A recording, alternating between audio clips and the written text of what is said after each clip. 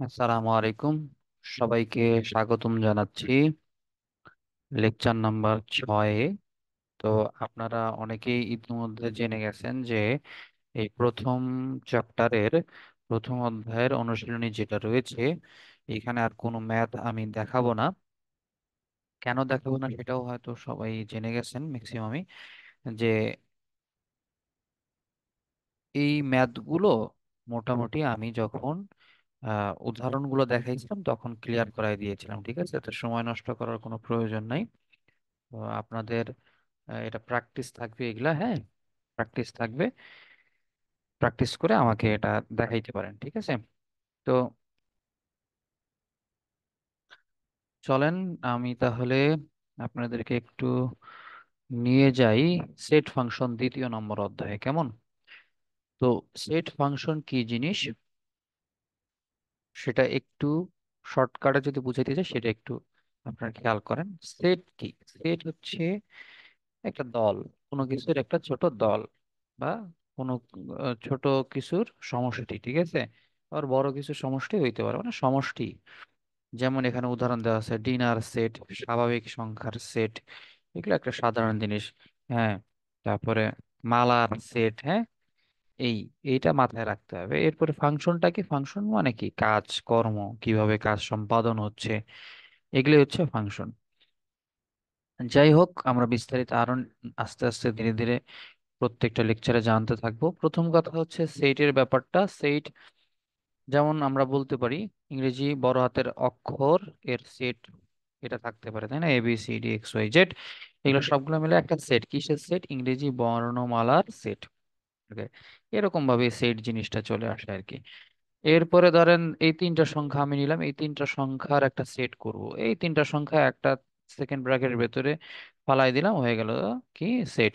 মনে রাখতে হবে সেটকে প্রকাশ করতে গেলে অবশ্যই আমাদেরকে ইউজ করতে হবে সেকেন্ড ব্র্যাকেট এবং কমা, সেকেন্ড ব্র্যাকেট এবং কমা।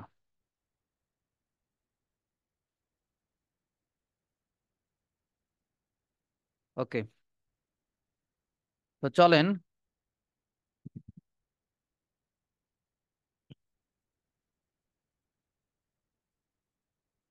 আমরা আর একটু বিস্তারিত জানি। সেটের সেটের প্রত্যেক বস্তু বা সদস্যকে সেটের উপাদান বলা হয়ে থাকে। সেটের উপাদান কি জিনিস? ধরেন এই যে আমি একটা সেট এ নিয়েছিলাম, তার উপাদান ছিল তিনটা, 2 4 6। এই প্রত্যেকটা জিনিসকে এক একটা কি বলা হয়ে থাকে? উপাদান বলা হয়ে থাকে। এ সেট যার উপাদান 2 4 6। ক্লিয়ার? তাহলে এর উপাদান কি? এর উপাদান কয়টা? এর উপাদান তিনটা। কি কি? 2 4 6।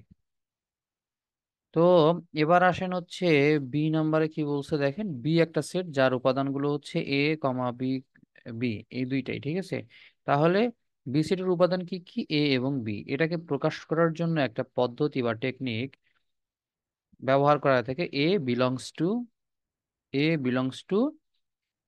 B, A belongs to B, এই চিহ্নটাকে বলা হয় থাকে বিলংস টু, অথবা এলিমেন্ট অফ। আমরা বিলংস টুই পড়বো, ঠিক আছে? যদি আগের বইয়ে এটাকে এলিমেন্টস অফ বলা হতো, বাট নট নেসেসারিলি এখন আমরা বিলংস টু বলবো। তো এইভাবে আগাইলো। যদি কোনো উপাদান যদি কোনো উপাদান কোনো সেটের অন্তর্ভুক্ত না হয়, ধরেন এখানে আমি যদি চিন্তা করি এ এবং বি হচ্ছে বি সেটের উপাদান, এখানে যদি আমি সি বলি, সি কি বি সেটের উপাদান হবে? না, কখনোই না। কেননা সি বি সেটের মধ্যে অন্তর্ভুক্ত নয়। তখন সেটাকে প্রকাশ করার জন্য আমাকে লিখতে হবে she doesn't belongs to be, ঠিক আছে? এই বিলংস টু চিহ্ন দিয়ে একটা কাটা দিয়ে দিবেন, শেষ। ওকে, এবার আসেন সেট প্রকাশের পদ্ধতি। সেটকে দুইটি পদ্ধতিতে প্রকাশ করা যায়। First of all, number one হচ্ছে তালিকা পদ্ধতি, যেটাকে ইংরেজিতে রোস্টার মেথড বা টেবুলার মেথড বলা থাকে। এবং দ্বিতীয়টি হচ্ছে সেট গঠন পদ্ধতি বা সেট বিল্ডার মেথড। তো এই দুইটা পদ্ধতি আমরা বিস্তারিত জানবো কিভাবে। তালিকা পদ্ধতি, এ পদ্ধতিতে সেটের সকল উপাদান সুনির্দিষ্টভাবে উল্লেখ করে দ্বিতীয় বন্ধনী এর মাধ্যমে আবদ্ধ করা হয়। খেয়াল করেন, দ্বিতীয় বন্ধনীর মাধ্যমে কি করা হয়? আবদ্ধ করা হয়। এবং একাধিক উপাদান থাকলে কমা ব্যবহার করে উপাদানগুলোকে আলাদা করা হয়। এই কথাটা এখানে লিখছে, A = A, বি, তার বাইরে সেকেন্ড ব্র্যাকেট দেয় দ্বিতীয় বন্ধনী। এটাই হচ্ছে তালিকা পদ্ধতি, ঠিক আছে? উপাদানগুলো লিখবো কমা দিয়ে আলাদা আলাদা করে, এবং বাইরে সেকেন্ড ব্র্যাকেট ইউজ করব। এরপর আসেন সেট গঠন পদ্ধতি। এই পদ্ধতিতে সেটের সকল উপাদান সুনির্দিষ্টভাবে উল্লেখ না করে উপাদান নির্ধারণের জন্য সাধারণ ধর্মের উল্লেখ থাকে। মানে ওই সংখ্যাগুলো কি বা ওই সেটটা কি প্রকাশ করতেছে এটা বাংলায় লিখে দিবে। ঠিক আছে, এটাই হচ্ছে সেট গঠন পদ্ধতি। ধরেন এই একটা সেট নিলাম, এই সেটের মধ্যে এটা কিন্তু দিতে হবে এক্স সাজ দ্যাট এক্স, এই এক্স তারপরে কোলন দিতে হবে, এটা অলওয়েজ। এবং তারপরে এক্সটা কি সংখ্যা,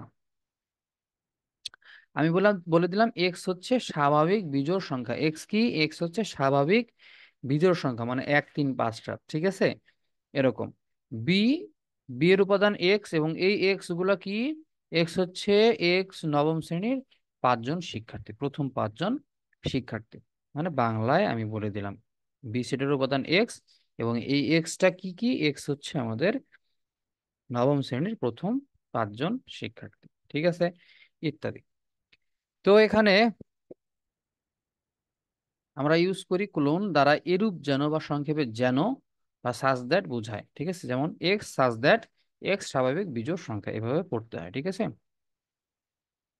আবার এই মেথডটা যেহেতু একটা শর্ত প্রকাশ করছে, দেখেন এক্স স্বাভাবিক বিজোড় সংখ্যা, এটা একটা শর্ত, এক্স কি হবে তার শর্ত দেওয়া আছে।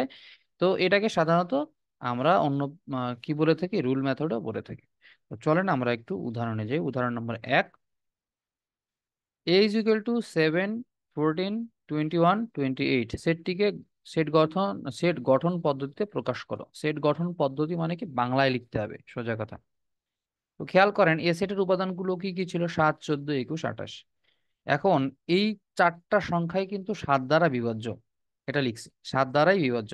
তার মানে আমরা বলতে পারি কি, এই চারটা সংখ্যাই হচ্ছে 7-এর গুণিতক, 7-এর গুণিতক। এবং এখানে দেখেন 7-এর গুণিতক তো আরো আছে, হ্যাঁ, 4 7 28, 5 7 35, 6 7 42। তো 7-এর গুণিতক সত্য কথা, কিন্তু এই 7-এর গুণিতক গুলো কখনোই কি 28-এর বড় হবে না, 28-এর থেকে কি হবে না, বড় হবে না, অলওয়েজ 28-এর থেকে ছোট বা 28-এর সমান হবে, এটা মাথায় রাখতে হবে, ঠিক আছে। তো এটাকে যদি আমি সেট গঠন পদ্ধতিতে প্রকাশ করতে চাই, A is equal to X such that, এটা রুলস অনুযায়ী দিতেই হবে। এক্স কমা এক্সটা কেমন, এক্স হচ্ছে 7-এর গুণিতক, এক্স কি, এক্স হচ্ছে প্রথম কথা 7-এর গুণিতক হবে, প্রথম শর্ত এক্স 7-এর গুণিতক, এটা প্রথম শর্ত এখানে যেই কথাটা পাইলাম, ঠিক আছে। এক্স হচ্ছে 7-এর গুণিতক, এবং আরেকটা জিনিস মাথায় আছে, আরেকটা শর্ত কি, আরেকটা শর্ত হচ্ছে 7-এর যে গুণিতক মানে এক্স এর গুণিতক, সেটা 0-এর থেকে বড় হবে এবং 28-এর সমান অথবা ছোট হবে, মানে 28-এর থেকে বড় হওয়া যাবে না। তো 4 7 28 পর্যন্ত যাবে, 7 একে 7, 7 দ্বিগুণে 14, 3 7 21, 4 7 28, 5 7 35, সে যাইতে পারবে না, কেননা এখানে দেওয়া আছে যে 28-এর থেকে ছোট অথবা সমান হবে। আশা করি বুঝছেন। এবার আসেন উদাহরণ 2। উদাহরণ 2-এ কি বলা আছে, b is equal to x such that x 28 এর গুণনীয়ক, 28 এর গুণনীয়ক সেটটিকে তালিকা পদ্ধতিতে প্রকাশ করো। এখন প্রথম কথা হচ্ছে 28-এর গুণনীয়ক আমাকে বের করতে হবে। 28-এর গুণনীয়ক কি কি, 1 গুণন 28, 2 গুণন 14, 4 গুণন 7।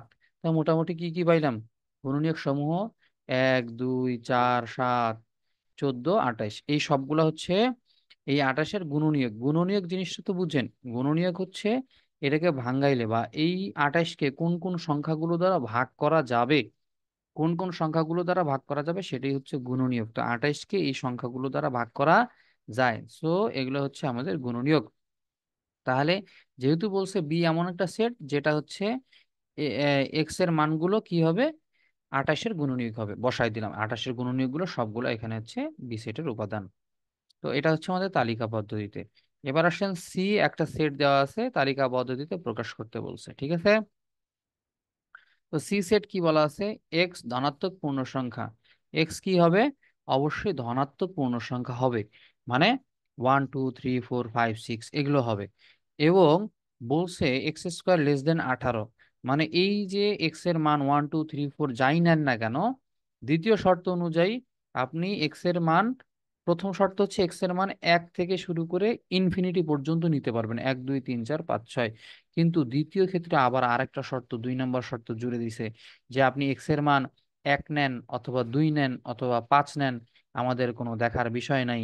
কিন্তু আপনাকে যে শর্তটা ফিল আপ করতে হবে সেটা হচ্ছে এক্স এর মান যাই নেবেন তার উপর স্কোয়ার করলে সেটা যেন 18 থেকে বড় না হয়, অবশ্যই সেটা 18 থেকে ছোট হইতে হবে। ঠিক আছে? তো প্রথম শর্ত তো হচ্ছে 1 2 3 4 সবগুলো হবে। এবার দ্বিতীয় শর্ত আমাদেরকে মানে মিলাইতে হবে যে তৃতীয় শর্তের সাথে মিলে কোনটা। দেখেন, এক্স ইজিক্যাল টু 1 নিলাম প্রথম শর্ত, দ্বিতীয় শর্ত ছিল এক্স স্কোয়ারের মান 18 থেকে ছোট হইতে হবে। এক্স স্কোয়ারের মান বের করি, X square equal to X এর মান 1 স্কোয়ার সমান সমান 1। তাহলে এক্স ইজিক্যাল টু তাহলে এই যে এক্স স্কোয়ারের মান কিন্তু 1, যেটা 18 থেকে ছোট হয়ে গেছে।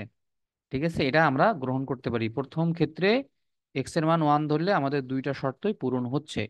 এবার আসেন এক্স এর মান 2 ধরলে আমার প্রথম শর্ত হচ্ছে এক্স এর মান 2, দ্বিতীয় শর্ত হচ্ছে এক্স স্কোয়ার সমান সমান 4। তাহলে দেখেন প্রথম শর্ত এবং দ্বিতীয় শর্ত আমাদের মিলে গেল। ঠিক আছে, এবার আসেন এক্স ইজিক্যাল টু 3 হইলে এক্স স্কোয়ার ইজিক্যাল টু 9। তো 9 অবশ্যই 18 এর থেকে ছোট, তার মানে আমাদের দুইটা শর্তই এখানে পরিপূরণ হইল। হুম। তো এবার আসেন এক্স ইজিক্যাল টু যদি 4 ধরেন, সেক্ষেত্রে দ্বিতীয় শর্ত হবে এক্স স্কোয়ার ইজিক্যাল টু 16, যেটা 18 থেকে ছোট। তার মানে দুইটা শর্তই স্বতঃসিদ্ধ হয়েছে। এবার আসেন 3 নম্বর, সরি, আমরা আমাদের 5 নম্বর সংখ্যাটা নেই।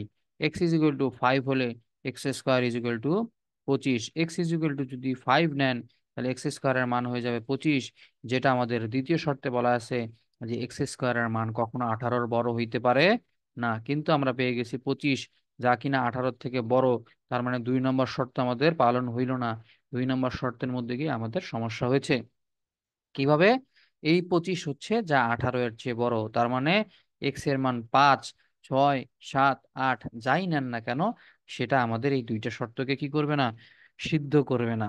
সো আমরা বলতে পারি 5 থেকে উপরের মানগুলো বাদ। তাহলে শর্ত অনুসারে গ্রহণযোগ্য ধনাত্মক পূর্ণ সংখ্যা হবে 1 2 3 এবং 4। ঠিক আছে, 1 2 3 এবং 4। তাহলে সি সেটের উপাদান কি হইলো? সি সেটের উপাদান হবে 1 2 3 4। আশা করি বুঝতে পেরেছেন। তা আপনাদের এই কাজ দুইটা দেওয়া থাকে, এই দুইটা কাজ করে ফেসবুক গ্রুপে অথবা পেজে আপনারা সাবমিট করে দিবেন। ঠিক আছে, তো ধন্যবাদ সবাইকে।